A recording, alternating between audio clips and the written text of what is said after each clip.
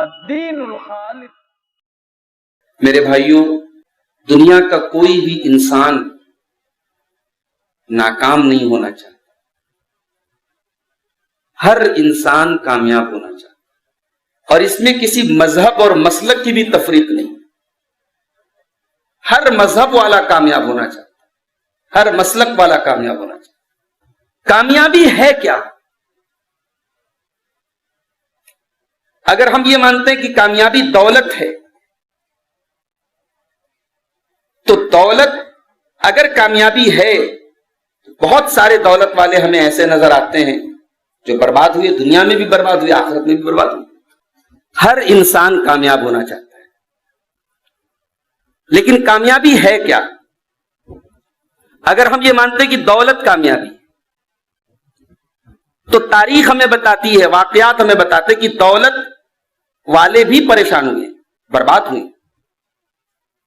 قارون کا نام سنا ہوگا، بہت دولت تھی اس کے پاس، اتنی دولت تھی کہ دنیا کی تاریخ کے ریکارڈ میں کسی کے پاس اتنی دولت نہیں تھی۔ ان قارون کان من قوم موسیٰ فبغى علیہم وآتیناہ من الکنوز ما ان مفاتحہ لتنوء بالعصبۃ اولي القوہ۔ اللہ کہہ رہا ہے کہ قارون کے پاس اتنی دولت تھی کہ اس کے خزانوں کی چابیاں بڑے بڑے پہلوان بڑی مشکل سے اٹھاتے تھے، اتنی دولت۔ خزانے نہیں، خزانوں کی چابیوں کا گچھا بڑے بڑے پہلوانوں کی جماعت اٹھاتی تھی۔ اور قارون کو اپنی دولت پہ بڑا ناز بھی تھا، کیا کہتا تھا؟ قال انما اوتیتہ علی علم، یہ دولت تو مجھے میرے علم سے ملی ہے، میرے ٹیلنٹ سے ملی ہے، میں نے وراثت میں نہیں پائی ہے، میں نے حاصل کی ہے یہ دولت۔ نتیجہ کیا ہوا قارون کی دولت کا؟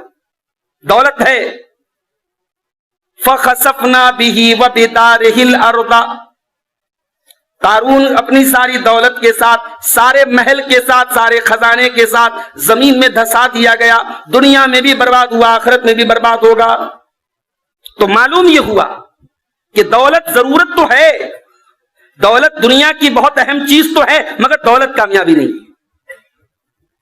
اور آگے بڑھیے، پاور، بادشاہت، حکومت۔ آج اسی پاور کے لیے اور اسی پالیٹکس کے لیے کتنے مسلمانوں کو دیکھتا ہوں کہ وہ صاحب اسلام اور ایمان کا بھی سودا کر دیتے، بلکہ کہنے والے کہتے ہیں پالیٹکس میں انسان اپنے دین اور ایمان کے ساتھ نہیں رہ سکتا۔ ایم ایل اے اور ایم پی چھوڑ دو، گاؤں کے پردھان کا الیکشن لڑنے کے لیے شراب تک بٹواتے ہیں، آپ جا کے گاؤں میں پتہ کریے، شراب بٹواتے ہیں۔ کوئی غیر مسلموں کا عبادت خانہ ہے، وہ ناریل بھی پھوڑتے ہیں، ان کا کوئی مذہبی تہوار ہے، اس میں جا کے ہاتھ بھی جوڑتے ہیں، اس کے بعد بھی عزت نہیں ملتی، اس کے بعد بھی دوسری قوم والے کہتے ہیں وہ مسلمان ہے، اس کو ووٹ مت دو۔ پاور جو ہے، بعض لوگ اس کو کامیابی سمجھتے ہیں۔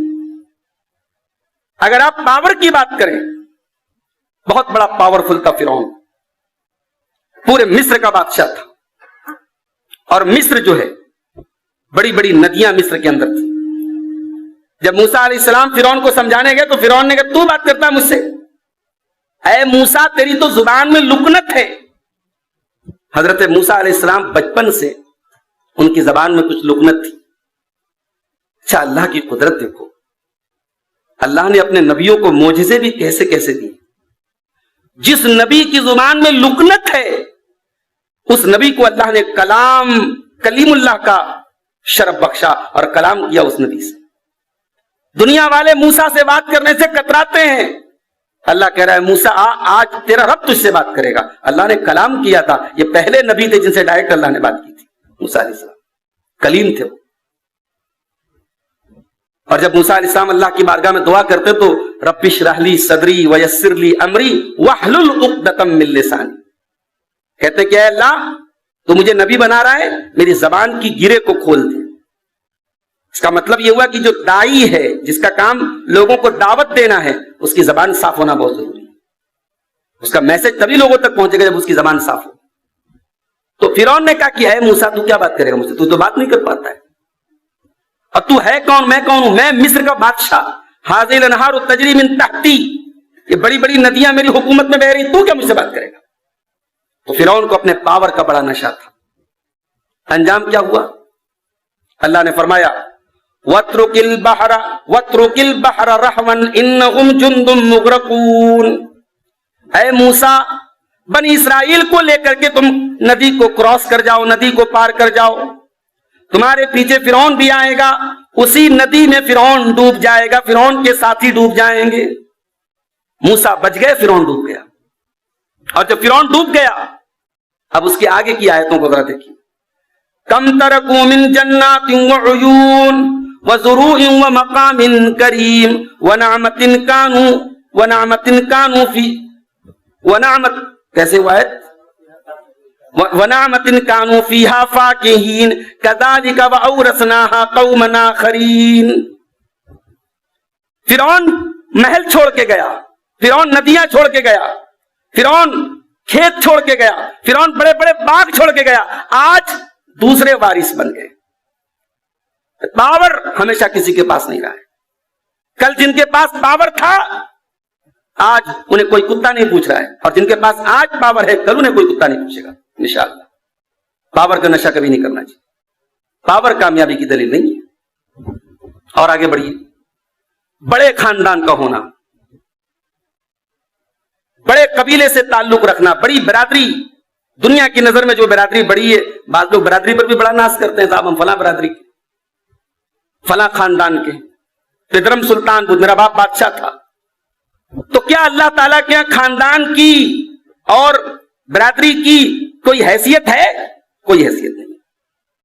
حضرت نوح علیہ السلام کا بیٹا، پیغمبر کا بیٹا ڈوب رہا ہے. حضرت نوح علیہ السلام اپنے بیٹے کو بچانا چاہ رہے ہیں، بلا رہے ہیں.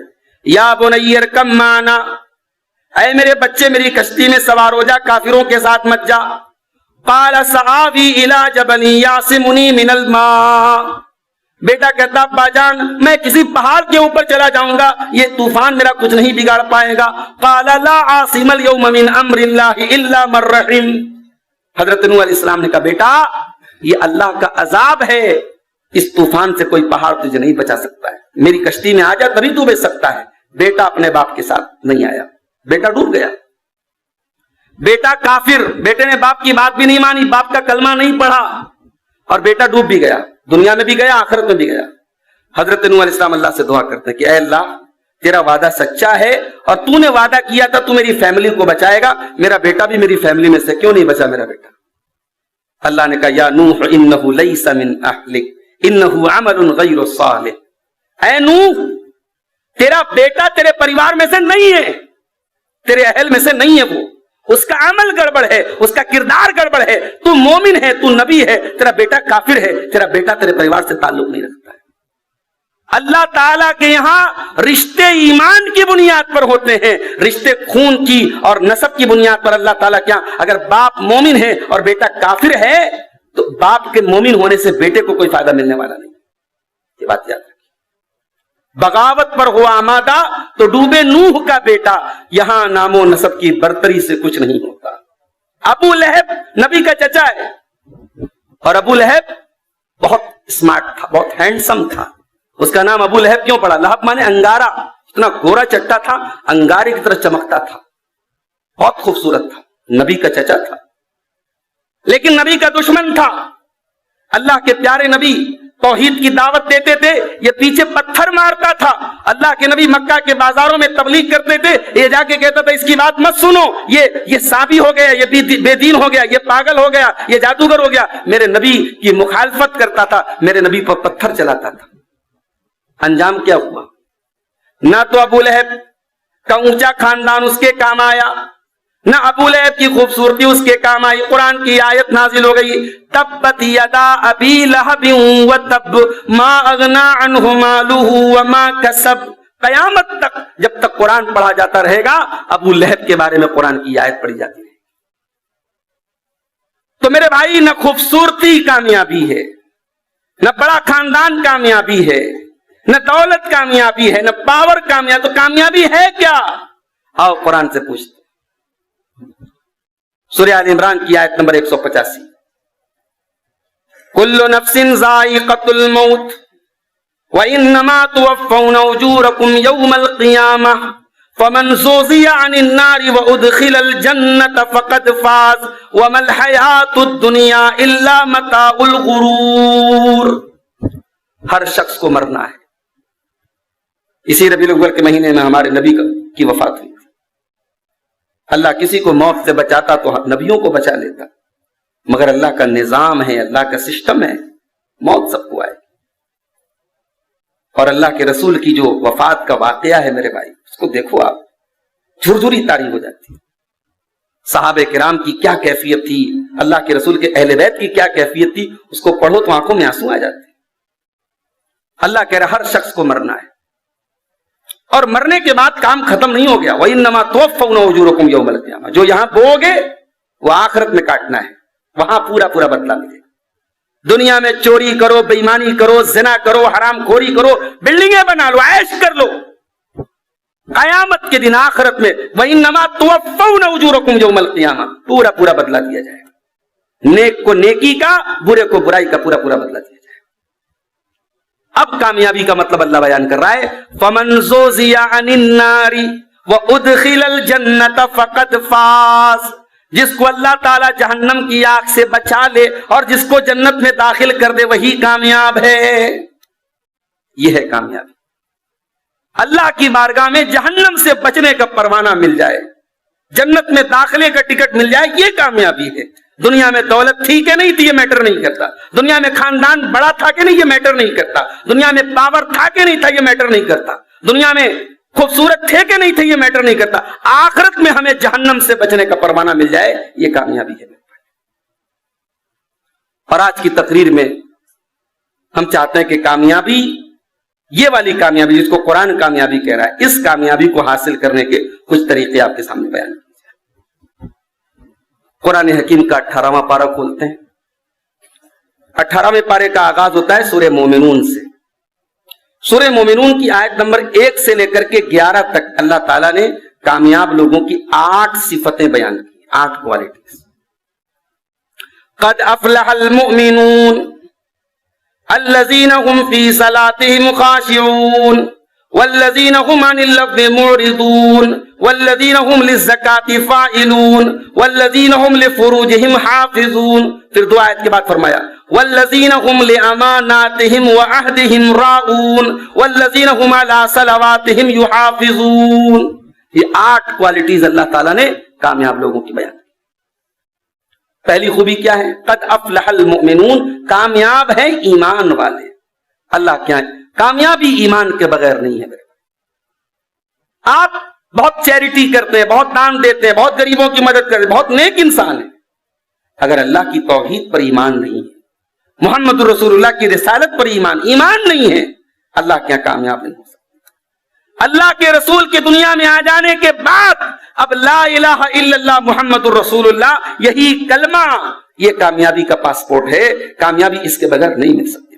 ایمان ضروری، یہ ہماری سب سے بڑی دولت ہے. یہ ایمان، اس دولت کی قدر کرو میرے بھائی. اسی ملک میں کروڑوں انسان ہیں جن کے پاس ایمان نہیں ہے. انٹیلیجنٹ لوگ ہیں، انٹلیکچوئل لوگ ہیں، پڑھے لکھے لوگ ہیں، جج ہے، وکیل ہے، ڈاکٹرز ہیں، انجینئر ہیں، دودھ کے شربت میں گوبر ملا کے پی رہے ہیں. ٹی وی پر انٹرویو دیکھیے، آپ ٹی وی پر انٹرویو دیکھیے، ایک ان کا مذہبی رہنما بیان کر رہا ہے کہ صاحب گائے کو جو ہے گیہوں کھلاؤ، پھر اس کے گوبر میں سے گیہوں نکالو، پھر اس کو دھلو اور پھر اس کی روٹی کھاؤ، تو اسے صاحب بڑا اس سے برکت ہوگی، بڑا فائدہ ہوگا. یہ ہنسنے کی بات نہیں، اللہ کا شکر ادا کرو. اللہ نے آپ کو ان غلیظ چیزوں سے محفوظ رکھا ہے. اللہ نے اگر ہمیں ایمان کی دولت نہ دی ہوتی، ہم بھی شاید کسی گائے کا پیشاب پی رہے ہوتے، کسی شرمگاہ کے آگے ہاتھ جوڑ رہے ہوتے، کسی ندی کو دیکھ کر کے اس میں پیسہ ڈال رہے ہوتے، اس کی عبادت کر رہے ہوتے. اللہ نے ہمیں یہ توفیق بخشی کہ ہمارا سر جھکتا ہے تو رب واحد کے آگے جھکتا ہے. ہمارا مشکل کشا، ہمارا حاجت روا، ہمارا بگڑی بنانے والا، ہمارا دعاؤں میں ہم جس کو پکارے، نمازوں میں جس کے آگے سجدہ کرے، وہ ایک ذات ہے، اللہ کی ذات. ہم کریٹر کی عبادت کرتے ہیں، ہم کریشن کی عبادت نہیں کرتے. توحید کی دولت ہے میرے بھائی، سب سے بڑی دولت ہے. اس نعمت کی قدر کرو میرے بھائی. شاید دنیا میں ہمیں اس نعمت کا احساس نہ ہو، آخرت میں یہ نعمت ہمیں احساس ہوگا کتنی بڑی نعمت. جب جنتی جنت میں جائیں گے قرآن کہتا ہے وَقَالُوا الْحَمْدُ لِلَّهِ الَّذِي هَدَانَا لِهَذَا وَمَا كُنَّا لِنَهْتَدِيَ لَوْلَا أَنْ هَدَانَا اللَّهُ. جنتی کہیں گے اللہ تیرا کرم ہے، تو نے ہم کو ہدایت کی نعمت سے نوازا، تو نے نہ دیا ہوتا تو ہم یہ ہدایت نہیں پا سکتے تھے. ہمیں تو یہ ہدایت بغیر اسٹرگل کے ملی ہے. ہم نے کوئی اسٹرگل کی، کوئی محنت کی. ابا مسلمان تھے، ہم بھی مسلمان کے گھر میں پیدا. کبھی ان صحابہ کے واقعات پڑھو جنہوں نے اسٹرگل کر کے اس دین کو قبول کیا ہے. کبھی موقع ملے سلمان فارسی کے اسلام قبول کرنے کا واقعہ پڑھو میرے بھائی. کبھی موقع ملے ابو ذر غفاری کے اسلام قبول کرنے کا واقعہ ذرا پڑھو میرے بھائی. ہمیں اسلام بڑا آسانی سے ملا ہے، اس لیے ہمیں اس اسلام کی، اس توحید کی، اس ایمان کی قدر نہیں ہے میرے عزیز. تو ایمان یہ پہلی چیز ہے. قد افلح المومنون، ایمان کے بغیر آپ کو کامیابی ملنے والی نہیں. اس کے بعد فرمایا الذین هم فی صلاتهم خاشعون. کامیاب ہونا ہے تو نماز پڑھو، اور نماز بھی کیسی پڑھو؟ خشوع خضوع والی پڑھو. یہ ہدہ پٹکنے والی نماز نہیں، یہ فارمیلٹی والی نماز نہیں، یہ نام ٹکانے والی نماز نہیں، خشوع خضوع والی نماز. خشوع کس کو بولتے ہیں؟ خشوع کا مطلب کیا ہوتا ہے؟ عربی میں خشوع کہتے ہیں ایسا خوف جس میں تعظیم بھی شامل. نماز پڑھو تو اللہ کا خوف ہو، لیکن ایسا خوف ہے کہ اس خوف میں تعظیم بھی، احترام بھی ہے. ہم جب نماز میں کھڑے ہوں تو یہ احساس کر کے کھڑے ہوں کہ اللہ کی بارگاہ میں کھڑے، خالق کے کائنات کی بارگاہ میں کھڑے. اسی لیے علماء کہتے ہیں کہ جب نماز میں خشوع خضوع اختیار کرنے کا طریقہ یہ ہے کہ دل کو خالی کر دو، دنیا کی ساری فکر مسجد کے گیٹ کے باہر چھوڑ کے آؤ. کتنے کاریگروں کا پیمنٹ کرنا ہے، کتنی گدیوں سے پیمنٹ لینا ہے، کاروبار میں مندہ ہے کہ چلتا ہے، کون سا آئٹم چل رہا ہے، نہیں، ساری ٹینشن مسجد کے دروازے کے باہر رکھ کے آؤ. مسجد میں آؤ تو فوکس صرف نماز پہ. قد افلح المؤمنون الذین هم فی صلاتهم خاشعون، جن کی نماز میں خشوع اور خضوع. اور صحابہ کی نماز ایسی ہی ہوتی تھی. ایک مثال دیتا ہوں آپ. ہم سب کی پیاری ماں، اللہ کے پیارے رسول کی زوجہ محترمہ ام المومنین حضرت عائشہ صدیقہ رضی اللہ تعالیٰ عنہ نماز پڑھ رہی تھی. چاشت کی نماز پڑھ رہی تھی. جانتے ہیں چاشت کی نماز؟ چاشت کی نماز جانتے کبھی پڑھے ہیں؟ حافظ جی سے میں نے پوچھا کہ فجر میں کتنے لوگ رہتے؟ بولے 4 لوگ. جس قوم میں فجر میں 4-5 لوگ رہتے ہیں وہ قوم کیا چاشت کی نماز پڑھے گی؟ وہ نوافل کیا پڑھے گی؟ ماشاء اللہ انصار آباد میں مسجد کی زمین لی جا رہی ہے. مسجد تو بن رہی ہے، بننی چاہیے، لیکن مسجد کے ساتھ ساتھ اس کو آباد کرنے کی بھی بڑی ضرورت ہے میرے بھائی. کتنی مسجدیں ہیں جہاں کوئی آباد کرنے والا نہیں تھا. آج پنجاب میں اور ہریانہ میں مسجدوں میں استبل بن گیا ہے. گھوڑے باندھے جا رہے ہیں. جہاں کسی زمانے میں مسلح تھا، نماز مسلمان چلے گئے وہاں سے ان علاقوں کو چھوڑ کے، استبل بن گیا. مسجد بنانا بہت بڑا کام ہے، لیکن اس سے بڑا کام مسجد کو آباد کرنا ہے. چاشت کی نماز پڑھ رہی ہیں حضرت عائشہ. چاشت کی نماز کب پڑھی جاتی ہے؟ 2 ٹائم ہے چاشت کی نماز پڑھنے کا، سمجھ لو. ایک ہے سورج نکلنے کے 20 منٹ کے بعد. چاشت ہی کی نماز کو اشراق کی نماز بھی بولتے ہیں. چاشت، اشراق اور اوابین، یہ تینوں ایک نماز کے الگ الگ نام ہیں صحیح قول کے مطابق. ٹائمنگ الگ الگ ہو سکتی ہے. سورج نکلنے کے 15-20 منٹ کے بعد جب تھوڑی سورج بلند ہو جائے اس ٹائم بھی پڑھ سکتے ہیں. اور جب تھوڑی دھوپ نکل جائے صبح تقریباً 10 بجے کے قریب، جب اونٹ کے بچوں کے پیر دھوپ سے گرم ہونے لگے تو اس ٹائم بھی چاشت کیا، اشراق کیا، اوابین کی نماز پڑھی جا سکتی. یہ 2 رکعت بھی پڑھ سکتے ہیں، 4 رکعت بھی پڑھ سکتے ہیں. بڑی فضیلت ہے اس نماز. اگر آپ یہ 4 رکعت نماز پڑھ لیں تو بدن کے جتنے جوڑ ہیں ہر جوڑ کی طرف سے اللہ تعالیٰ کے ہاں صدقہ آپ کا لے دیا جائے گا. ہر بدن کے ہر جوڑ کی طرف سے صدقہ ہو جائے گی یہ 2 رکعت یا 4 رکعت نماز. تو اماں عائشہ چاشت کی نماز پڑھ رہی تھی. ان کے بھتیجے قاسم بن محمد، ان کے بھائی تھے محمد، ان کے بیٹے تھے قاسم بن محمد، اپنی پھوپھی سے ملنے کے لیے آئے. دیکھا پھوپھی نماز پڑھ رہی ہیں. اچھا چاشت کی نماز جہری بھی پڑھ سکتے ہیں. حضرت عائشہ اپنے کمرے میں پڑھ رہی تھی تو تھوڑا آواز سے پڑھ رہی تھی. تو حضرت عائشہ سورہ طور پڑھ رہی تھی اور سورہ طور کی اس آیت پر پہنچی. فمن اللہ علینا ووقانا عذاب السموم. اللہ نے ہم پر بہت بڑا احسان کیا. یہ جنتی لوگ بولیں گے, جب جنتی جنت میں جائیں گے کہیں گے فمن اللہ علینا ووقانا عذاب السموم, اللہ کا بہت بڑا احسان ہوا ہم پر, اللہ نے جہنم کی آگ سے بچا لیا. قاسم بن محمد کہتے ہیں میں گیا تو میری پھوپھی اسی آیت کو پڑھ رہی تھی, میں وہاں سے چلا گیا, بازار گیا, سودا سلف لیا, اور بہت دیر کے بعد جب میں واپس آیا میری پھوپھی جان اسی آیت کو پھر میں جب اتنی دیر کے بعد گیا تو یہی آیت حضرت عائشہ کی زبان پر جاری تھی, اسی آیت کو بار بار ریپیٹ کر رہی تھی اور آنسو بہائے چلی جا رہی تھی, روئے چلی جا رہی تھی. فمن اللہ علینا ووقانا عذاب السموم, اللہ کا احسان ہوا ہم پر, اللہ نے جہنم سے بچا دیا. یہ حضرت عائشہ ہیں, ایک آیت کو آدھا گھنٹہ ایک گھنٹہ ہم کہہ سکتے ہیں اس کو ریپیٹ کر رہی ہیں اور رو رہی ہیں, کیونکہ یہ لوگ جب نماز پڑھتے تھے تو ان کی نمازوں میں خشوع اور خضوع تھا. میرے بھائی ہمارے یہاں صاحب امام صاحب تھوڑا سا سجدہ لمبا کر دے, تھوڑی سی رکوع لمبی کر دے, تھوڑی سی قرات لمبی ہو جائے تو ہم تو ساتھ پریشان ہو جاتے. اللہ کے رسول کے دور میں اگر ہم ہوتے تو کیا کرتے میرے بھائی؟ گرہن کی نماز میں اللہ کے نبی نے سورہ بقرہ پڑھی ہے, سورہ آل عمران پڑھی ہے. ہمارے دور کے مصلی ہوتے تو بھاگ جاتے پیچھے سے. ہمارے علاقے کی ایک مسجد کا لوگ واقعہ بتاتے ہیں, ایک مرتبہ ایسی گرہن کی نماز لمبی ہو رہی تھی, پیچھے 2-3 مقتدی بھاگ گئے, نہیں پڑھ پائے. تو یہ تو ہمارے ایمان کا حال ہے. اللہ ہم سب پر رحم فرمائے. نماز میں خشوع اور خضوع یہ ایک شرط ہے, کنڈیشن ہے, اور اللہ کہہ رہا ہے کامیاب ہونا ہے تو نماز میں خشوع اور خضوع ہونا چاہیے. اس کے بعد تیسری چیز والذین هم عن اللغو معرضون, اور کامیاب ہیں وہ لوگ جو لغو چیزوں سے بچتے ہیں. لغو کس کو بولتے ہیں؟ لغو حرام کو نہیں بولتے, لغو ناجائز کو نہیں بولتے, لغو باطل کو نہیں بولتے, لغو شرک کو نہیں بولتے. لغو بولتے ہیں ہر اس کام کو جس میں کوئی فائدہ نہ ہو.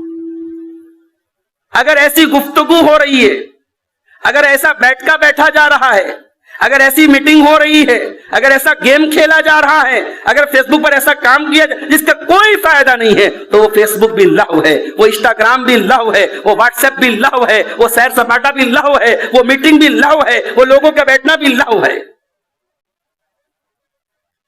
لغو ہے, لغو ہے میرے بھائی. اور اللہ نے کہا کہ میرے کامیاب بندے لغو چیزوں سے پرہیز کرتے ہیں. لغو چیزوں سے آج پوری قوم لغو چیزوں میں پڑی ہے, 5 سال کے بچے سے لے کر 50 سال کے بوڑھے تک. یہ فیس بک کے ریلز کیا ہے؟ لغو ہیں. اور لغو تو میں نے ہلکا لفظ کہا ہے, لغو سے آگے کی چیزیں حرام ہے. بھائی لغو تو ایسی چیز کو کہتے ہیں جس میں کوئی فائدہ نہ ہو. یہاں تو گانے بج رہے ہیں, یہاں تو فاسٹ ویڈیو آ رہے ہیں. لوگ بولتے ہیں صاحب مولوی صاحب یوٹیوب پر ننگا ویڈیو آتا ہے, غلط ایڈ آتے ہیں. وہ غلط ایڈ کیوں آتے ہیں؟ کبھی آپ نے غور کیا ہے؟ ہمارے یوٹیوب پر, ہمارے فیس بک پر جو ایڈ آتا ہے, ہم جو چیزیں دیکھتے ہیں وہی ایڈ آتا ہے. ہماری دلچسپی کو ہمارا موبائل بہت اچھی طریقے سے جانتا ہے. بلکہ میں نے تو چیک کیا ہے کہ ہم جو بات چیت کرتے ہیں, اگر ہمارے موبائل کا ڈاٹا آن ہے, انٹرنیٹ آن ہے, ہماری بات چیت کو بھی ہمارا موبائل سنتا ہے. آپ 10 منٹ بیٹھ کر کمپیوٹر پر بات کیجئے, اس کے بعد آپ یوٹیوب کھولیے, کمپیوٹر کے ایڈ آنے شروع ہو جائیں گے. آپ شیئر مارکیٹ پر کچھ بات چیت کر لیجئے, کچھ مسئلہ مسائل پوچھ لیجئے, گھر جائیے شیئر مارکیٹ والے ویڈیو آپ کو یوٹیوب پر نظر آنے لگیں گے. یعنی یہ موبائل میں جو ہے ہماری آوازیں بھی موبائل کیچ کر رہا ہے, اور اس کے حساب سے وہ ایڈ دکھا رہا ہے. تو فیس بک کے اوپر, سوشل میڈیا کے اوپر ہماری پوری قوم لغو چیزوں میں لگی, اور حالات اس قدر برے ہیں میرے بھائی, اللہ رحم کرے. ہماری قوم کے نوجوان لڑکے رات کو 2-2 بجے تک موبائل پر فضول کام کر رہے ہیں. امت کے حالات کیا ہیں؟ آپ کی مساجد, آپ کے مدرسے, آپ کے جان و مال, آپ کی عزت و آبرو سب داؤں پر لگی ہے, اور پوری قوم کا وجود داؤں پر لگا ہے, اور قوم کی نوجوان نسل وہ بیٹھ کر کے راتوں میں ٹائم پاس کر رہی ہے. والذین هم عن اللغو معرضون, کامیاب وہ بندے ہوتے ہیں جو لغو چیزوں سے پرہیز کرتے ہیں. اللہ کے پیارے نبی فرماتے ہیں من حسن اسلام المرء ترکہ ما لا یعنی, بہترین مسلمان وہ ہے جو لا یعنی چیزوں سے, فضول چیزوں سے اپنے آپ کو بچائے. کرنے کے کام بہت سارے ہیں میرے بھائی. قرآن پڑھنے کا ہمارے پاس ٹائم نہیں. جمعہ کے دن 15 سے 20 منٹ لگتا ہے سورہ کہف پڑھنا. کتنے لوگ سورہ کہف تک نہیں پڑھ پاتے؟ ہفتے میں, مہینے میں, سال ہو جاتے ہیں قرآن کو کھولے ہوئے, موبائل کھولے تو 1 منٹ نہیں گزرتا ہے, واٹس ایپ کھولے تو 10 منٹ نہیں گزرتا ہے. تو لغو چیزوں سے پرہیز کرتے ہیں. اس کے بعد فرمایا والذین هم للزکاۃ فاعلون, اور کامیاب ہے وہ بندے جو زکات اپنی ادا کرتے ہیں, زکات ادا کرتے ہیں. اللہ نے آپ کو صاحب نصاب بنایا ہے, سونا آپ کے پاس اتنا ہے, چاندی آپ کے پاس اتنی ہے, بینک بیلنس اتنا ہے, اتنا بڑا کاروبار ہے, زکات فرض ہے, زکات آپ کو دینا ہے. اور یہ زکات کوئی ٹیکس نہیں ہے. بعض لوگ کہتے ہیں صاحب ہم تو انڈیا میں اتنا ٹیکس دیتے پھر زکات کیوں دیتے ہیں؟ بھائی انڈیا میں آپ ٹیکس دیتے ہیں وہ تو حکومت کا ایک مسئلہ ہے, زکات کوئی ٹیکس نہیں ہے. زکات اللہ تعالیٰ نے آپ کے مال پر ایک حق مقرر کیا ہے, اور زکات کہاں کہاں دینا ہے اللہ نے وہ بھی مینشن کر دیا ہے. زکات دے کر کے آپ اپنے مال کو گھٹاتے نہیں ہیں, اپنے مال کو پاک کرتے ہیں. میں اکثر تقریروں میں واقعہ بیان کر چکا ہوں. اسی بنارس کے ہمارے بڑے قریبی ایک صاحب تھے, 30-40 برس پہلے کا واقعہ ہے. کشمیر گئے تھے, ایک آدمی نے 420 کر کے, ان کا لاکھوں روپے کا مال, اس زمانے میں لاکھوں روپے کا مال 420 کر کے لے کے بھاگ گیا تھا وہ. اور جب FIR کرانے گئے پولیس انسپکٹر نے کہا, وہ CCTV کیمرے کا دور نہیں تھا, انسپکٹر نے کہا کہ حاجی صاحب مال ملنا تو بڑا مشکل ہے, چور تو چلا گیا, پتہ نہیں کہاں گیا, اتنا بڑا کشمیر ہے کہاں کھوجیں گے اس کو. تو حاجی صاحب نے بڑے کانفیڈنس سے کہا تھا انسپکٹر صاحب میرے مال کی زکات نکل چکی ہے, میرے مال کی زکات نکل چکی ہے, میرا مال ضائع نہیں ہو سکتا. اور اللہ تعالیٰ نے حاجی صاحب کے اس کانفیڈنس کی لاج رکھی, 24 گھنٹے کے اندر سارا مال بھی برآمد ہوا, چور بھی پکڑا گیا. تو میرے بھائی سود میں انسان 100 روپیہ دے رہا ہے, 110 لے رہا ہے. زکات میں 100 روپیہ اس کے پاس تھا, 2.5 روپیہ زکات نکال رہا ہے, دے رہا ہے. تو ہونا تو یہ چاہیے کہ سود میں پیسہ بڑھ رہا ہے اور زکات میں گھٹ رہا ہے, مگر اللہ کا کیلکولیشن الگ ہے. اللہ کہتا ہے یمحق اللہ الربا ویربی الصدقات, ہم سود اور بیاج کو مٹاتے ہیں اور ہم زکات اور صدقہ کو بڑھاتے ہیں. اب اللہ جب بڑھائے گا کیسے بڑھائے گا آپ نہیں سمجھ سکتے. سود اور بیاج کے پیسے سے آپ بینک کا اکاؤنٹ کا بیلنس تو بڑھا لیں گے, آپ کی تجوری کے پیسے تو بڑھ جائیں گے, آپ کی کچھ پراپرٹیز تو بڑھ جائیں گی, مگر اللہ اس کی برکت کو مٹا دے گا, گھر کا سکون ختم ہو جائے گا, رشتوں کی برکت ختم ہو جائے گی میرے بھائی. تو زکات اپنے مال کی ادا کیجیے, اور جو زکات لینے آئے انہیں اپنا نوکر مت سمجھیے, اپنے باپ کا غلام مت سمجھیے.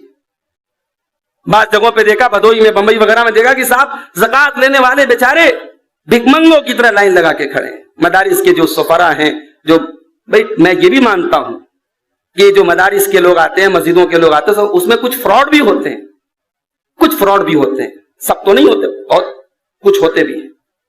لیکن آپ سوچئے کہ ایک جینوئن بندہ ہے, صحیح بندہ ہے, اس کے علاقے کا مدرسہ ہے, مدرسے کا وہ ٹیچر ہے, مدرسے والوں نے کہا صاحب آپ کو زکات لے کے آنا ہے, چندہ لے کے آنا ہے. وہ بیچارہ چھولا اٹھا کے, دنیا بھر کی مشقت اٹھا کے, گالی سن کر کے آپ کے دروازے پہ آئے, اور آپ صاحب اس کو ذلیل کر رہے ہیں, کتوں کی طرح دردرا رہے ہیں, اس کو دھتکار رہے ہیں. اس کو آپ کے پاس وہ زکات لینے آیا ہے, اس نے آپ کا کام آسان کیا ہے, آپ کی عبادت کو آسان کیا, آپ اس کا شکر گزار ہوئیے, اس کا احسان مانیے. آپ غلام نہیں ہے وہ آپ کا. عجیب مسئلہ ہے میرے بھائی. ہمارے یہاں لوگ زکات وصولنے آنے والوں کو ایسا بیہیو کرتے ہیں ان کے ساتھ جیسے بھائی احسان کر رہے ہیں ان کے اوپر. اللہ رحم کرے ہم سے. زکات اپنے مال کی صحیح ادا کیجیے. اور آگے بڑھیے. والذین هم لفروجہم حافظون, اور کامیاب ہیں وہ بندے جو اپنی شرمگاہ کی حفاظت کرتے ہیں. اسلام ڈھکوسلے بازی کا مذہب نہیں ہے. اسلام یہ نہیں کہتا اللہ کو پانا ہے تو شادی مت کرو, بیوی بچوں کے چکر میں مت پڑو, سنسار کو چھوڑ دو. یہ ڈھکوسلے بازی ہے. یہ جتنے ڈھکوسلے باز لوگ ہیں نا, سنسار کو چھوڑ دیے, ایک نمبر کے رسیا ہوتے ہیں, عیاش ہوتے ہیں. اسلام بڑا ہی سمپل اور بڑا ہی نیچرل دین ہے. اسلام اللہ کا دین ہے, اور اللہ ہمارا پیدا کرنے والا ہے, اور اللہ تعالیٰ کو معلوم ہے انسان کو جس طریقے سے کھانے کی ضرورت ہے, جس طریقے سے پانی کی ضرورت ہے, جس طریقے سے انسان کو رہنے کے لیے گھر کی ضرورت ہے, ویسے ہی انسان کو ایک جوڑے کی بھی ضرورت ہے, اور وہ جوڑا انسان کو نکاح کے ذریعے ملے گا. مگر بڑے افسوس کی بات یہ ہے کہ آج ہماری نوجوان نسل سوشل میڈیا کے ذریعے اور انٹرنیٹ کے ذریعے اس کو اتنا اتاولا بنا دیا گیا ہے کہ آج کلاس 8 میں پڑھنے والی, 9 میں پڑھنے والی چھوٹی چھوٹی کلاسوں میں پڑھنے والی بچیاں جو ہیں وہ بھی انٹرنیٹ اور انسٹاگرام اور فیس بک کے ذریعے ان کو بھی بوائے فرینڈ کی تلاش ہو گئی ہے. یہ قوم بے حیائی اور ننگے پن اور عریانیت میں کس حد تک پہنچی ہے میرے بھائیو، آپ کو اندازہ نہیں. کسی دن موقع ملے جائیے بنارس کے کینٹونمنٹ کے ہوٹلوں کا جائزہ لیجئے، کوئی ہوٹل آپ کو برقع نشین عورت سے اور لڑکی سے خالی نہیں ملے گا. یہ قوم آج اس حد تک گر چکی ہے میرے بھائی. رات کو 2-2 بجے مسلمان لڑکی آپ کو کسی کافر اور مشرک کی باہوں میں نظر آئے گی. ہم کیا دوسروں کا شکوہ کریں گے صاحب ہمارے خلاف سازش ہو رہی ہے، ہماری لڑکیاں ہماری قوم کی بیٹیاں کیا وہ اتنی اللہ میاں کی گائے ہیں؟ ان کو اتنا بھی نہیں معلوم کہ ہماری عزت کیا ہے، ہماری آبرو کیا ہے، ہمارا دائرہ کیا ہے. اس کا مطلب ماں باپ نے یہ بھی نہیں سکھایا، ماں باپ نے اتنی بھی تربیت نہیں دی. اس کا مطلب یہ ہوا کہ وہ گھر سے جو نقاب پہن کر کے نکلی ہے وہ نقاب ایک کھانا پوری ہے، ایک سماج کا ٹریڈیشن ہے. اس نقاب کی ویلو کیا ہے، اس نقاب کا مقام کیا ہے، وہ نقاب کیوں ایک عورت کو پہنایا گیا، اس نقاب کی حیثیت اس لڑکی کو نہیں معلوم ہے. یہ سوچنے کا مقام ہے میرے بھائی. بھی آج میرے پاس میسج آیا، کل رات میں اسی جی ٹی روڈ پر کوئی مسلمان لڑکی پکڑی گئی رات کو 2 بجے. وہ اپنے غیر مسلم عاشق کے ساتھ فرار ہونے جا رہی تھی، وہ بھی ماں باپ کے زیور وغیرہ پیسے ویسے لے کے سب جا رہی تھی. پہلے ہم لوگ سنتے تھے جب باتیں آتی تھی تو یہ ہوتا ہے یار یہ تھوڑا بڑھا چڑھا کے پیش کیا. اب تو لگتا ہے نہیں بڑھا چڑھا کے نہیں، ریئل ہے، یہ کوئی بڑھا چڑھا کے نہیں پیش کیا جا رہا ہے. یہ واقعات ہیں، یہ ریئلٹی ہے، یہ آن دا گراؤنڈ ایسا ہو رہا ہے. اس کی وجہ کیا ہے؟ اس کی وجہ سیدھی سی ہے. ایک تو ہمارے یہاں جو شادی بیاہ کا جو سسٹم ہے، اللہ کی پناہ، اس میں دنیا بھر کے جو رسم و رواج اور جو دن بدن بڑھ رہے ہیں. ہمارے لالچ کا گھڑا بڑھ رہا ہے. لڑکے والوں کو لڑکی والوں سے کتنا پیسہ مل جائے، کس طریقے سے وہ حاصل کر لیں، اور کتنی رسم و رواج کی زنجیریں ہیں شادی بیاہ میں. ایک غریب آدمی، ایک غریب باپ کی لڑکی جس کو 3-4 بیٹیاں ہو، غریب باپ ہو، تو بیچارہ وہ تو وقت کے پہلے بوڑھا ہو جاتا، کہاں سے ان کی شادی کرے. ایک تو شادی بیاہ کو ہم نے مشکل بنا دیا. اس کے بعد موبائل سب کے ہاتھ میں، موبائل اپنا کام کر رہا ہے، یوٹیوب اپنا کام کر رہا ہے، فیس بک اپنا کام کر رہا ہے، بڑی تیزی سے ہماری بیٹیوں کو بے حیا بنا رہا ہے. اور ان بیٹیوں کے اوپر بے حیائی کی جو لیئر چڑھ رہی ہے اس کو اتارنے کے لیے جو دین کا اینٹی وائرس چاہیے وہ ہم دے نہیں رہے. مسجدوں میں عورتوں کا انتظام اہل حدیثوں کے یہاں ہے وہ بھی چھٹ پٹ ہے. اکثر مسجدوں میں اہل حدیثوں کے یہاں جو عورتیں آ رہی ہیں نہ کے برابر آ رہی ہیں.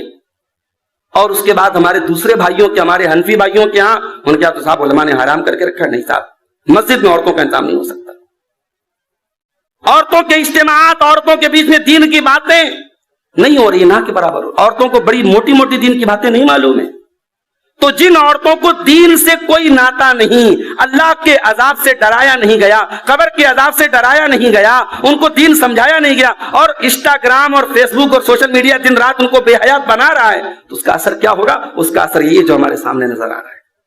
اس دور کے فتنوں میں بہت بڑا فتنہ شرمگاہ کا فتنہ ہے میرے بھائی. اس فتنے کو آپ نکار نہیں سکتے، اس فتنے کو اگنور نہیں کر سکتے.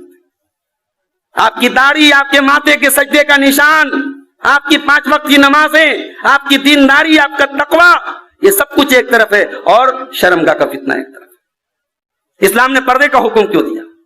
اسلام نے لڑکی کو کیوں کہا کہ بغیر محرم کے گھر سے نہ نکلے؟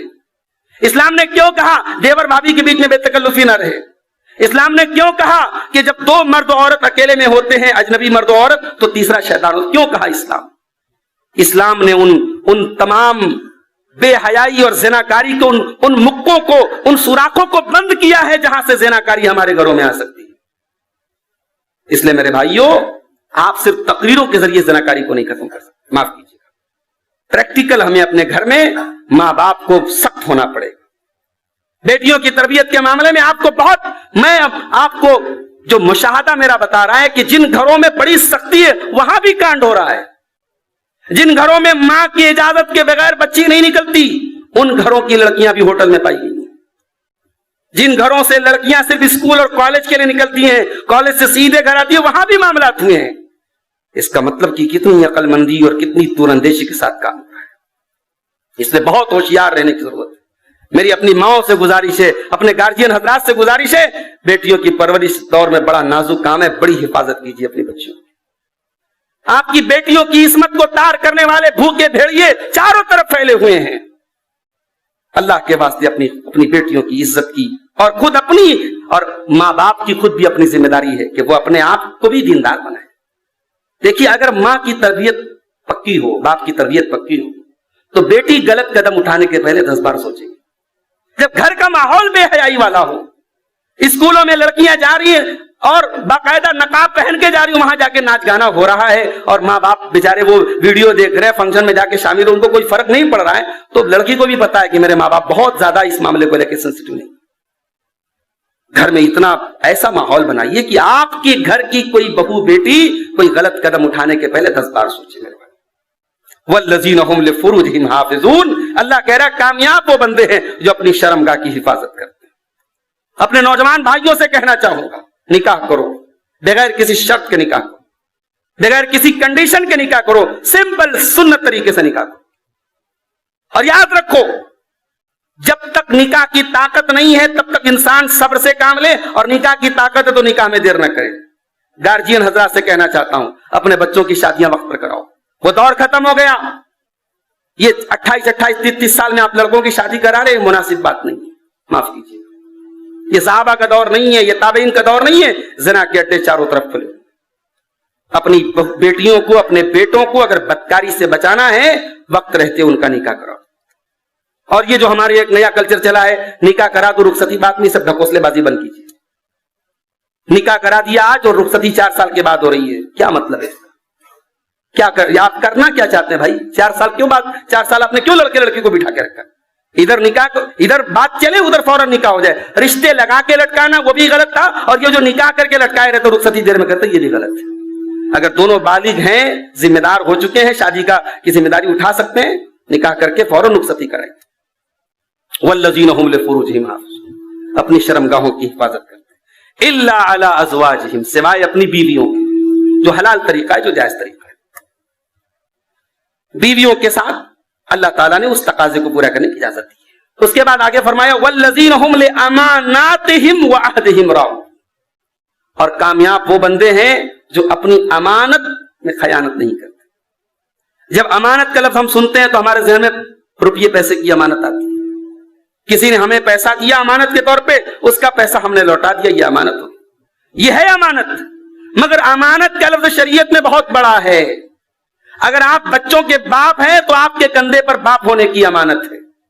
مسجد کے متولی ہیں, متولی ہونے کی امانت ہے. گھر کے گارجین ہیں, گارجین ہونا بھی امانت ہے. اگر آپ گھر کے بڑے بھائی ہیں, بڑا بھائی ہونا بھی امانت ہے. اگر آپ اپنی بیوی کے شوہر ہیں, یہ شوہر ہونا بھی امانت ہے. ہم امانتوں سے جکڑے ہوئے ہیں میرے بھائی. یہ جتنی ذمہ داریاں ہمارے کندھوں پر ہیں یہ سب امانت ہیں, اور ان امانتوں کے بارے میں اللہ تعالیٰ سوال کرے گا. اپنی امانت میں خیانت مت کیجیے. باپ ہے, باپ کی ذمہ داری ادا کیجیے. بھائی ہے, بھائی کی ذمہ داری ادا کیجیے. ماں ہے, ماں کی ذمہ داری ادا کیجیے.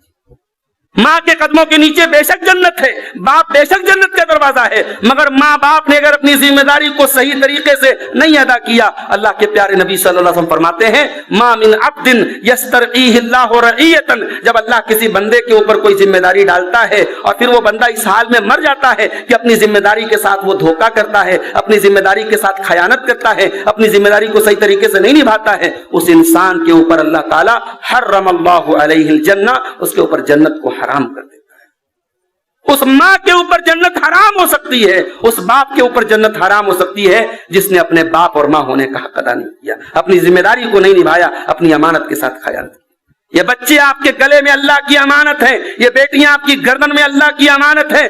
لاکھوں لوگ اولاد سے محروم ہیں, لاکھوں لوگ دعائیں کرتے ہیں, روتے ہیں, تڑپتے ہیں, مسکیریج ہو جاتا ہے, پریشان ہے, اولاد نہیں ہو رہی. اللہ نے آپ کو صحت مند اولاد دی, اللہ نے آپ کو جوان بیٹے دیے, اللہ نے آپ کو جوان بیٹیاں دی, تندرستی دی, صحت دی. اللہ کی اس نعمت کی قدر کیجئے, یہ امانت ہے آپ کے پاس, اس امانت کو صحیح طریقے سے ادا کیجئے.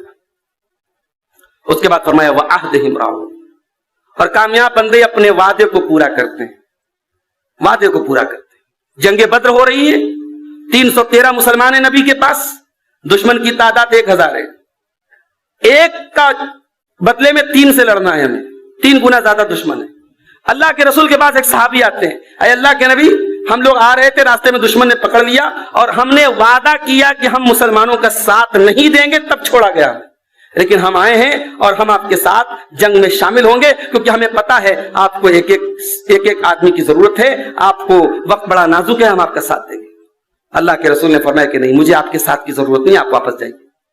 آپ نے وعدہ کیا ہے, ہم اپنے وعدے کو پورا کریں گے. جنگ کے میدان میں بھی جو وعدے کو پورا کرے اس ذات کا نام ہے محمد رسول اللہ صلی اللہ علیہ وسلم. اور آج حضرت معاویہ کے اوپر لوگ اعتراض کرتے ہیں نا. بعض لوگ بیچارے بڑے جو نئے تحقیق یافتہ لوگ ہوئے ہیں اور جو الٹے سیدھے لوگوں کو سن کر کے جن کا نالج لیول بڑا ہائی ہو گیا ہے نا, آج کل حضرت معاویہ پر بڑے اعتراض ہو رہے ہیں کہ صاحب حضرت معاویہ تو ایسے تھے ویسے تھے. آؤ میں بتاتا ہوں حضرت معاویہ کیسے تھے. حضرت معاویہ نے رومیوں کے ساتھ ایک معاہدہ کیا, ایک ایگریمنٹ کیا کہ ہم اتنے سال تک آپ کے ساتھ جنگ نہیں کریں گے. اور اتہاس اٹھا کے دیکھنا, رومن امپائر کے خلاف سب سے زیادہ وار کرنے والا اور جنگ کرنے والا نبی کے بعد میں صحابہ کرام کے دور میں اگر کوئی ہستی ہے تو وہ حضرت معاویہ کی ہستی, جنہوں نے رومیوں کے چنے چبا دیے, ناکو چنے چبا دیے تھے. تو رومن امپائر سے انہوں نے ایک پیکٹ کیا, معاہدہ کیا کہ ہم اتنے سال تک آپ سے جنگ نہیں کریں گے. جب وہ پیریڈ ختم ہونے لگا تو آخری دنوں میں حضرت معاویہ نے بالکل بارڈر پر اپنی فوجوں کو تیار کر دیا کہ جیسے ہی یہ ٹائی اپ ختم ہو, یہ معاہدہ ختم ہو, ہم دشمن پر حملہ کریں گے. حضرت معاویہ تیار ہے, فوج تیار ہے دشمن پر حملہ کرنے کے لیے. اتنے میں صحابی گھوڑے پر سوار ہو کے آتے ہیں اور کہتے ہیں وفاء اللہ قدرہ, وفاء اللہ قدرہ. اے حضرت معاویہ ہمیں وفا کرنی ہے, ہمیں وعدہ پورا کرنا, ہمیں غداری نہیں کرنا ہے. کہ کیا مطلب؟ کہا کہ اللہ کے پیارے نبی کو میں نے فرماتے ہوئے سنا ہے کہ جب کسی قوم کے ساتھ کوئی معاہدہ کیا جائے تو معاہدے کے جب تک معاہدے کا پیریڈ باقی ہے اس قوم کے خلاف کوئی ایکشن نہیں اٹھایا جا سکتا, ان کے خلاف کوئی جنگ کی تیاری نہیں کی جا سکتی. ہاں اگر آپ کو جنگ ہی کرنا ہے آپ اعلان کر دیجئے کہ ہاں معاہدہ ختم ہو گیا. جب تک معاہدہ باقی ہے آپ کو یہاں اپنی فوج کو اکٹھا کرنا اور جنگ کی تیاری کرنا, اس کا بھی آپ کو کوئی حق نہیں ہے. حضرت معاویہ نے اپنی فوج واپس بلوا دی. یہ ہمارا اتہاس رہا ہے, ہماری تاریخ رہی. یہ صحابہ کرام کا دور رہا ہے, ہم وعدے کے پکے رہے. اور آج سب سے زیادہ وعدہ خلاف ہم ہو گئے. مسلمان سے کاروبار کرنے سے پرہیز کرتا ہے, نہیں صاحب ان کی زبان صحیح نہیں ہوتی, ان کا وعدہ پکا نہیں ہوتا, تو وعدے کے پکے بن گئے. اس کے بعد فرمایا والذین هم علی صلواتہم یحافظون, اور کامیاب بندے نماز کی حفاظت کرتے ہیں.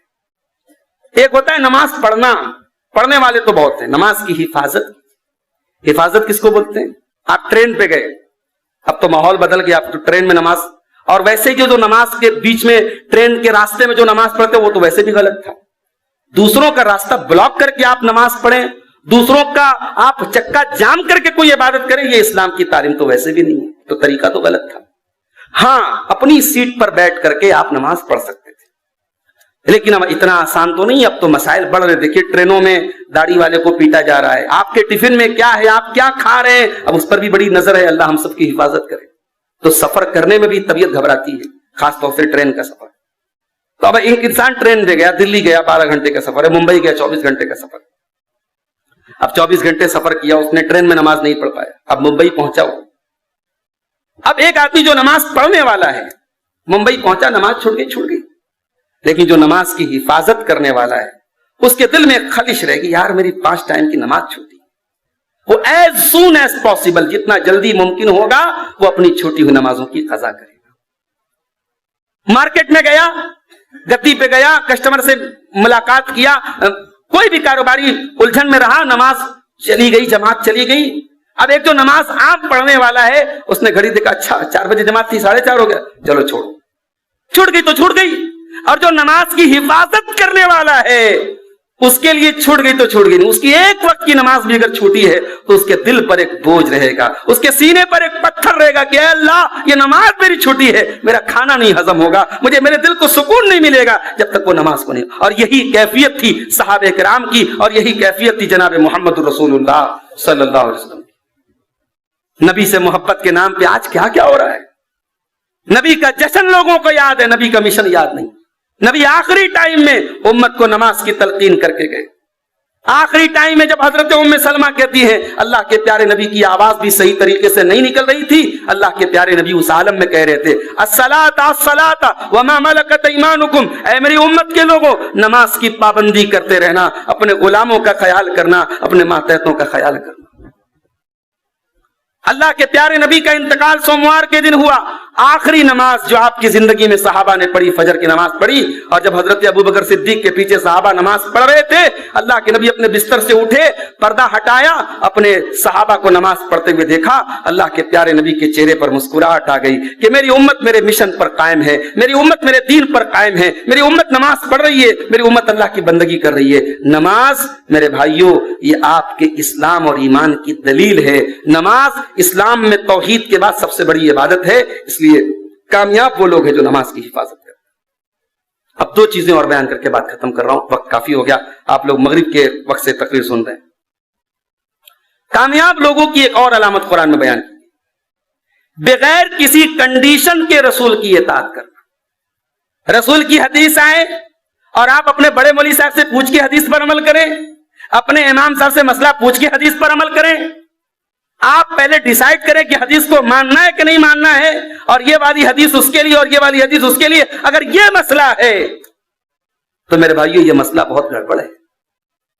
हदीस रसूल आ गई, सही फरमान है, नबी की इताअत, नबी की इत्तिबा का तकाजा ये है, आमन्ना व सद्दक़ना। इन्नमा कान क़ौलुल मुअमिनीना इज़ा दुऊ इलल्लाहि व रसूलिही इज़ा दुऊ इलल्लाहि व रसूलिही लियहकुम बैनहुम अन यक़ूलू समिअना व अतअना। सूरह नूर की आयत। अल्लाह ने कहा कि जब मेरे ईमान वाले बंदों के पास जब ये कोई कहता है कि अल्लाह का फैसला आ गया, रसूल का फैसला आ गया, तो उनकी जबान से बस एक ही लफ्ज निकलता है, हमने सुन लिया और मान लिया। मोमिन का शेवा तो यही होना चाहिए। इसके बाद अगर इफ एंड बट है, चूं और चरा है, अगर और मगर है, और हदीस रसूल को ठुकराने के और रिजेक्ट करने के बहाने ढूंढ रहा है, तो इंसान अपने ईमान की खैर बनाए। रफुल यदैन की हदीस सुनाओ, सीने पर हाथ मारने की हदीस सुनाओ, तो सामने वाला क्या बोलता है? अच्छा, तो आप हमें ये बताइए हदीस से कि इमाम साहब जब जहरी नमाज पढ़ाते हैं तो आप सूरह फातिहा सिर्री क्यों पढ़ते हैं, आप सुभान रब्बियल अजीम रुकू में सिर्री क्यों पढ़ते हैं, आप इसकी दलील दीजिए। अरे भाई, तू काउंटर क्वेश्चन क्यों कर रहा है? तू सवाल पे सवाल क्यों कर रहा है? तू साफ बोल देना मुझे नहीं मानना, बात खत्म। मैं तुझे बुखारी की हदीस पढ़ के सुना रहा हूं, नबी की नमाज का तरीका, 70 सहाबा बयान कर रहे हैं, नबी की नमाज का तरीका मैं बयान कर रहा हूं। तू काउंटर क्वेश्चन कर रहा है, तू उस पर अपनी अकल दिखा रहा है, अपनी लॉजिक दिखा रहा है। तुझे नहीं मानना, इसका मतलब तुझे नहीं मानना है। मोमिन का शेवा यह है, अल्लाह का फैसला आ जाए, रसूल का फैसला आ जाए, मोमिन की पहचान यह है समेना व अताना। और अल्लाह कह रहा है उलाइका हुमुल मुफ्लिहून, ऐसे ही लोग कामयाब होने वाले। कामयाब होना है तो नबी की अनकंडीशनल इत्तिबा करना है, उसमें कोई शर्त नहीं लगाना है। और आखिरी बात, हम सब बहुत गुनहगार हैं मेरे भाई। यह अलग बात है, हमारे गुनाहों पर अल्लाह ताला के अफ़्व व करम का पर्दा पड़ा हुआ है। अगर हमारे काले करतूतों पर अल्लाह ताला अपने अफ़्व व करम का जो पर्दा अल्लाह ने डाला है वो हटा दे, तो शायद हम एक दूसरे से नजरें न मिला सके। उस अल्लाह की ये कुदरत है। हमारे सफेद कपड़े पर बारिश के मौसम में जब हम चलते हैं, हमारे सफेद कपड़े पर कोई छींटा पड़ जाए और हमारी नजर पड़ जाए, तो हम किसी गद्दी पे जाना है, किसी बड़े आदमी के यहाँ जाना है, तो हम कपड़ा देखते हैं यार बड़ा गंदा हो गया, घर जाके कपड़ा चेंज करते हैं। मैले कुचैले कपड़े के साथ हम किसी पार्टी में नहीं जाते, किसी शादी में नहीं जाते, किसी बड़ी गद्दी पे नहीं जाते, बड़े आदमी के यहाँ नहीं जाते हम। अल्लाह ताला ने हमारे किरदार पर पड़े हुए धब्बे, हमारे कैरेक्टर पर पड़े हुए स्याह धब्बे, अल्लाह ने अगर उन पर अपने अफ़्व करम का, अपनी रहमत का पर्दा न डाला होता और हमारे कपड़ों के दाग की तरह अगर हमारे किरदार के दाग भी नजर आते मेरे भाइयों, तो हम किस किस से छुपाते और कैसे छुपाते? ये उस अल्लाह की शान करीमी नहीं तो क्या है, ये उस अल्लाह की रहमत नहीं तो क्या है। उसने हमारे ऊपर अपनी रहमतों का पर्दा डाला हुआ है। वो अल्लाह के उस पर्दे से धोखा न खाओ मेरे भाइयों। हर इंसान अपने गिरबान में झांके और सोचे हम कितनी औकात में, हम कितने पानी में हैं, हम कितने अल्लाह को राजी करने वाले हैं। दुनिया की नजर में हम क्या हैं ये दुनिया जानती है, अल्लाह की नजर में क्या है ये हम जानते हैं। अगर हम गुनहगार हैं, और यकीनन हम सब गुनहगार हैं, अल्लाह से तौबा करें मेरे भाई, अल्लाह से तौबा करें और इंतजार न करें। जवान बुढ़ापे का इंतजार न करे, सेहतमंद बीमार होने का इंतजार न करे। जवानी कब खत्म हो जाएगी हम नहीं जानते। इसी बनारस में हमारे इलाके में हमारे बात दोस्त यहाँ मौजूद हैं, वो बता सकते हैं आपको, आए दिन कैंसर की हमारे पास खबरें आ रही हैं, कैंसर के मरीज आए दिन मिल रहे हैं। अभी हमारे बड़े खास रिश्तेदारों में एक 27-28 साल का नौजवान लड़का अचानक बीमार हुआ, MDR टीबी का मरीज हुआ और 40 दिन 30-40 दिन तक बीमार रहा, हॉस्पिटल में एडमिट रहा और अपने माँ बाप को रोता हुआ बिलखता हुआ छोड़ के चला गया। जवानी कब ढल जाए नहीं मालूम, कौन सी बीमारी आ जाए नहीं मालूम, कब कौन सी बीमारी हमारे जिंदगी को खत्म करके मौत का परवाना लेके आए नहीं मालूम। मेरे भाइयों, जिंदगी की ये सांसें अल्लाह की अमानत है, तौबा करो, तौबा करो। और अल्लाह का कानून ये है कि जब इंसान तौबा कर ले तो पीछे का सब डिलीट हो जाएगा। अल्लाह पीछे का कोई आपसे पूछताछ नहीं करेगा, कोई हिसाब नहीं। आज तौबा कर लो, आज से पहले जो कुछ किया अल्लाह सब माफ कर देगा। शर्त यह है तौबा पर कायम रहना, तौबा पर कायम रहना, सच्ची तौबा करना। अल्लाह कुरान में कहता है वतूबू इलल्लाहि जमीअन अय्युहल मुमिनून लअल्लकुम तुफ्लिहून। ऐ मोमिनो, अल्लाह की बारगाह में तौबा करो, तभी तुम कामयाब हो सकते हो। अल्लाह क्या कामयाब होना है तो तौबा करना पड़ेगा। और तौबा भी कैसी तौबा? सच्ची तौबा, ऐसी तौबा कि तौबा करके तौबा को तोड़ा ना जाए, ऐसी तौबा कि तौबा करके इंसान अपने किए पर शर्मिंदा हो। दुआ कीजिए अल्लाह ताला से हमें सच्ची तौबा करने की तौफीक अता फरमाए। रब्बुल आलमीन हमारे नौजवानों की हिफाजत फरमाए, हमारी माँ बहनों की हिफाजत फरमाए। रब्बुल आलमीन जो बातें यहाँ बयान की गई कुरान और सुन्नत की रोशनी में, कहने वाले को, सुनने वालों को, सबको अल्लाह ताला अमल की तौफीक अता फरमाए। अल्लाह हमारी खवातीन को भी दीन पर चलने वाला बना दे, अपनी शर्म व हया की हिफाजत करने वाला बना दे। जो हमें बीमार हैं अल्लाह उनको शिफाए कामिल आजिल अता फरमाए। जो रोजी रोटी से परेशान है अल्लाह उनके कारोबार में बरकत नसीब फरमाए। इस मस्जिद के लिए जिसने जमीन वक्फ की, जिसने मस्जिद बनाने में ताउन किया, और आज भी जिस मस्जिद का इंतजाम जो लोग देख रहे हैं और आज इस प्रोग्राम में जिन लोगों का ताउन रहा है, अल्लाह उन सब की नेकियों को कबूल फरमाए। रब्बुल आलमीन हमें अल्लाह के घर की हिफाजत करने की और अल्लाह के घर की खिदमत करने की हम सबको तौफीक अता फरमाए। आमीन। व आखिर दावाना अनिल हम्दुलिल्लाहि रब्बिल आलमीन।